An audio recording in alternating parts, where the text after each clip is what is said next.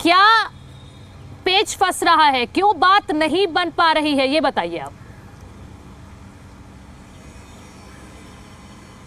देखिए, हमारी 19 तारीख को हरियाणा भवन में हमारे निकाय मंत्री से बातचीत हुई थी।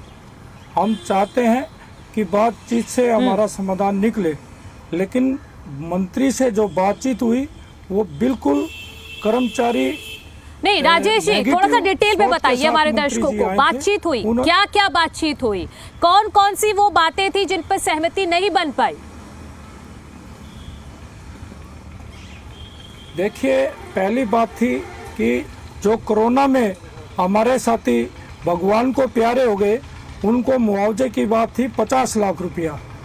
तो सरकार के आंकड़े में सिर्फ 2 ही कर्मचारी कोरोना से मृत्यु हुई है, ऐसा मंत्री जी ने कहा। और मंत्री जी ने कहा इन दोनों को 50-50 लाख का मुआवजा दिया जाएगा। हम कहना चाहते हैं कि पूरे हरियाणा में क्या 2 ही डेथ हुई थी? आप अपना आंकड़ा दुरुस्त कीजिए, क्योंकि हिसार में ही दो डेथ तो हिसार में हो रखी थी। हाँ जी, हाँ जी। दूसरा ये था कि जो कौशल रोजगार दूसरा क्या मुद्दा की बात थी, सरकार एक डिपार्टमेंट बना करके लाई, कौशल रोजगार को भंग करने की बात थी।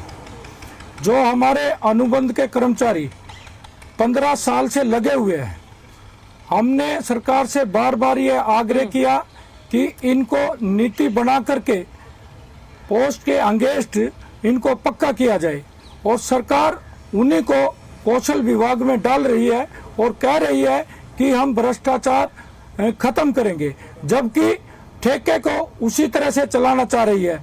और सबसे ज्यादा जो भ्रष्टाचार है वो ठेके के लगे कर्मचारियों पर है, जो कि मिनिमम वेजेज पे ठेका छूटता है। जो ठेका अगर एक एरिया का छूटता है, जहाँ पे 50 कर्मचारी लगने चाहिए, वहाँ पे ठेकेदार 75 कर्मचारी लगा करके उनसे काम करवा रहा है, और पेमेंट 50 की मिल रही है, और उस 50 की पेमेंट को उन 75 आदमियों में बांट रहा है। इसका मतलब मिनिमम वेजेज से भी कम तनख्वाह उन कर्मचारियों को दी जा रही है। हमने ये तर्क रखा था मंत्री के सामने।